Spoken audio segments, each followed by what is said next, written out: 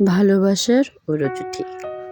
প্রিয় মায়াবতী, আমার মায়া, আমার প্রেমিকা, আমার জান, তোমাকে লিখছি এমন কিছু কথা যা সবসময় মনে ছিল, কিন্তু হয়তো বলা হয়ে ওঠেনি।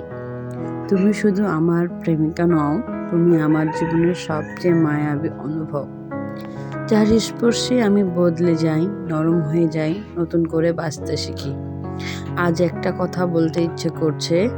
নারীর ভালোবাসা বুঝতে হলে পুরুষকে 1000 বার জন্ম নিতে হয়।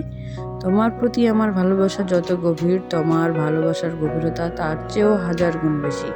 আমি প্রতিদিন শিখি কেমন করে তুমি নিঃশব্দে ভালোবাসো, কেমন করে তুমি আমার ছোট ছোট কাজের মধ্যে ভালোবাসা মিশিয়ে রাখো।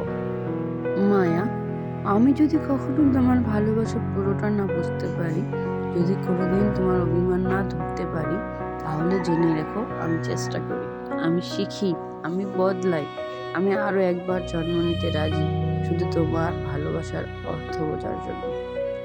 তুমি আমার মায়া, আমার হৃদয়ের ঘর, আমার শেষ এবং শুরুর নাম। ভালো থেকো আমার জান, চিরদিনের জন্য তোমার শরীফ।